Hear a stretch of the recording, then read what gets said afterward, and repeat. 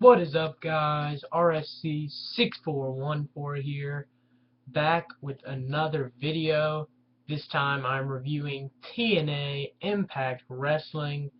The episode ended about an hour and a half ago. Overall, I gotta say, there was a really good segment and one good match. The rest of it was just whatever. Typical kind of what TNA's been the past couple weeks. The first thing we have is we've got the main event Mafia who come out to the ring. Sting basically says we created the main event Mafia for two goals to accomplish. He said we've accomplished those two goals, and for now we're hanging it up. And main event Mafia for now is no more. Then they talk about then all the members, I should say, of Main Event Mafia, Kurt Angle, Samoa Joe, Magnus, and Sting talk about the TNA World Heavyweight Championship Tournament. Sting basically puts every member of Main Event Mafia, just lists all their accomplishments and what they're good at, basically putting them all over. Then they all kind of exchange, except for Magnus. Magnus kind of bashes Sting a little bit. We've been seeing a little bit of Magnus maybe hinting a heel turn sooner than later. He says that Magnus talks about how lists all of Kurt Angle's accomplishments and says that he's gonna beat the gold medalist Kurt Angle and he's gonna end up winning the tournament to become your new TNA World Heavyweight Champion. He's basically building himself up, saying he's gonna beat one of the greats as Kurt Angle, and he won't be good enough to beat Magnus. So that was basically that. Kurt Angle then later on, while the Main Event Mafia were in the ring, Kurt Angle's talking about Bobby Roode, the it factor. Bobby Roode comes out. Kurt Angle invites him to the ring. They go at it, brawling at it inside the ring. The refs and everybody break it up. Bad Influence comes in and tries to break it up. Then Adam Pac-Man Jones is in the stands with a Cincinnati Bengals lineman. They're ringside, and if you remember, Adam Jones in 2007 or 2008 won the tag titles with Ron Killings. Now most of you know him as R-Truth in WWE. Well, they come in there, Bad Influence pushes Pac-Man Jones, they all hop the gate, throw Bad Influence, and then body slam them in the ring. Later, we go to commercial break after that. Then after that, we have Kurt Angle sitting in the ring.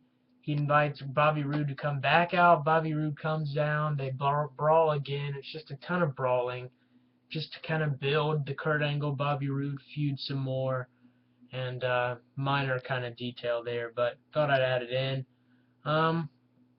Then we go to our first match, which is a triple threat match to determine the #1 contender for the Knockouts title, who's Gail Kim. In this match, you have Brooke Tessmacher, you have versus ODB versus versus ODB versus Velvet Sky. This match was okay. There's back and forth. Not very long, about 3 or 4 minutes, until all of a sudden Lady Top and Gail Kim come to the ring. They end up interfering. Lady Tapa takes out every knockout in the ring, ODB, Brooke Tessmacher, and Velvet Sky. She takes them all out with her finisher, basically just showing the strongness of the Amazon Princess, or whatever they're trying to book her as, an Amazonian woman. Basically, they let Lady Tapa come in like always, destroy everybody in the ring, and put her over, making her look like a force to be reckoned with. And Gail Kim gets in the ring and says, I challenge any knockout who can pin me in the middle of this ring. Anybody that can pin me in this ring will be guaranteed a shot at my Knockouts title. That kind of ends that segment. Whatever. Lady Tapa's, I think, brought some excitement a little bit to the Knockouts division. She is a lot like Amazing Kong, but it is kind of more interesting for me to watch, to see Lady Tapa, who her next victim's going to be, kind of thing, like Karma in WWE or Amazing Kong. So that was an alright segment. The next thing we have here is a little segment backstage, Garrett Bischoff and Nux talking with Bully Ray. Mr. Anderson has come back. Obviously, they were talking to him earlier on in the show in a backstage segment. Now, Bischoff said that Bully, maybe he was right to Nux. Bully Ray says, "What are you guys talking about? I hear everything. I see everything that goes on around here in this club." Bully Ray says, "Let's get it together." Something, I can't exactly remember what he said. He said, "We've been voting on things. We've been doing things from day one as a group, not just myself." Nux and Bischoff say, "No, it's been all about you, all surrounding you. It's never been about the club. It's just been about you, Bully." And talking about Bully Ray, he says, "Tonight we're making a vote in the middle of this ring with Taz, whether you like it or not." So they go out to the ring, Garrett Bischoff and Nux, and Bully Ray and Taz in the ring. This is basically a vote to say if Aces and Eights stays alive or not. Bischoff says he's out. He throws his coat down, his colors, as they say. Nux says he's out. He throws his colors. Bully Ray's like, "Yeah, well, it's two against. It'll be a 2-on-2 vote. 2 yes, 2 no. So the president makes the deciding vote, so we will keep this group alive." Taz says, "Wait a second, it has been about you, Bully. I agree with all of them." Mr. Anderson then comes out to stand ringside and see what's going down. It's what looks like the end of the Aces and Eights group, or club as they call it in TNA, the stable. And he's out there. Taz says, "I'm done too." He throws his coat, and then Bully Ray's like, "Put your coat back on." Taz says no 2 times. Taz says he can beat Bully up. Then all of a sudden, Bully Ray turns away from Taz, starts talking some smack to Anderson, who's ringside.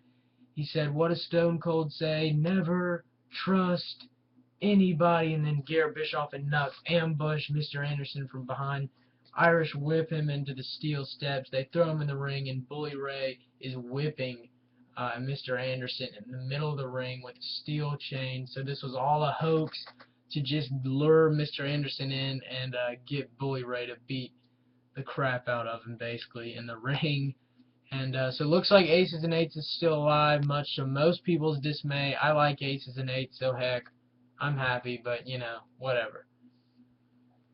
So that's that. That was probably the best segment we had all night, in my opinion. I liked how they did that. And by the way, it's at a turning point later on. I think they said November 21st. It'll be Mr. Anderson versus Bully Ray, and a no disqualification match, if I'm not mistaken. So that match has been announced for No Surrender, the free pay-per-view kind of thing TNA's been doing for the past couple months. Then after this, we've got EC3, Ethan Carter III versus Dewey Barnes, the guy that was on Impact about 2 or 3 weeks ago. Basically another squash match to get EC3 over, get him squashing and pick up some wins before he feuds with like real TNA stars. Dewey Barnes is not signed to TNA as I'm aware of, so I think he's just a local wrestler from Alabama, they said, maybe. Who knows? But basically it was a squash match. EC3 hits his finisher, which they now call the 1%er. I guess that's basically it. Then Ethan Carter, EC3, basically says that the world needs the Carters, or something like that, like he always does at the end, and that's basically it.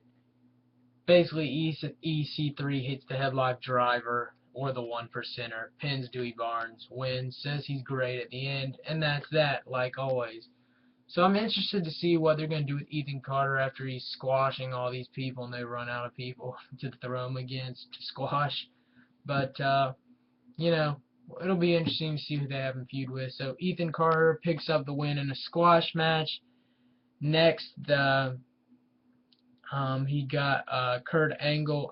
We have backstage Joseph Park talking about eating candy in the back or something from Halloween. Bad Influence comes at him, talk trash. They're about to beat him up. Eric Young stops him, says, "Why don't we have a tag team match?" That sets up the tag team match right after the commercial. Bad Influence versus Eric Young and Joseph Park. That happens right when we get back. So Bad Influence versus Eric Young, Joseph Park, like I just said.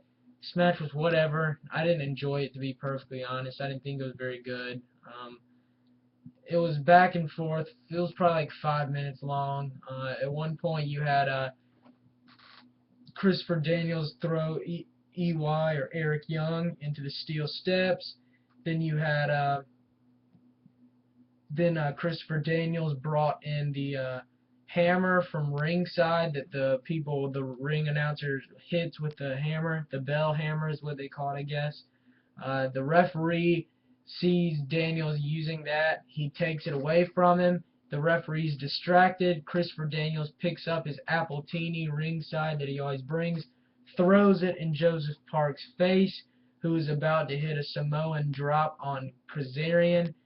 It blinds Joseph Park in the eyes for a second. Kazarian uses that as a distraction and rolls Joseph Park up in the ring for the 1-2-3. So Bad Influence wins via Daniels' distraction of the Appletini poured in Joseph Park's face. Kaz rolls him up.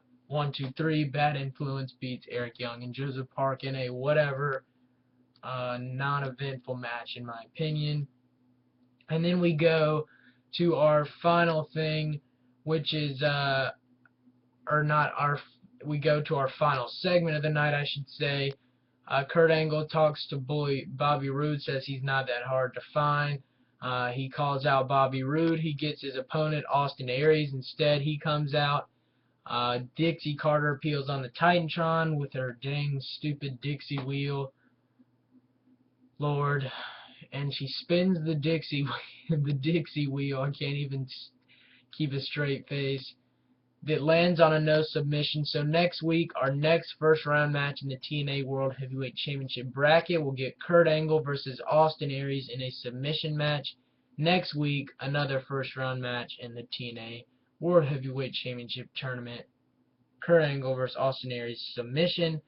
Then all of a sudden, Bobby Roode comes out, takes out Aries from behind, and then comes out and starts punching, throwing blows all over, or blows to the face, I should say, on Kurt Angle. They break it up again. So basically, like 2 or 3 times tonight, Bobby Roode attacks Kurt Angle, and they just go at exchanging punches to each other to build the feud. I think they overdid it a little too much, but you know, whatever.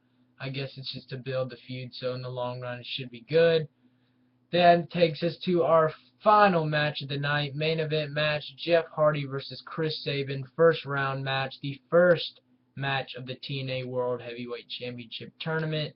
Jeff Hardy versus Chris Sabin, Full Metal Mayhem match. That basically means they can use steel chairs, anything that's steel or metal kind of thing, like steel steps, steel ladders, steel chairs.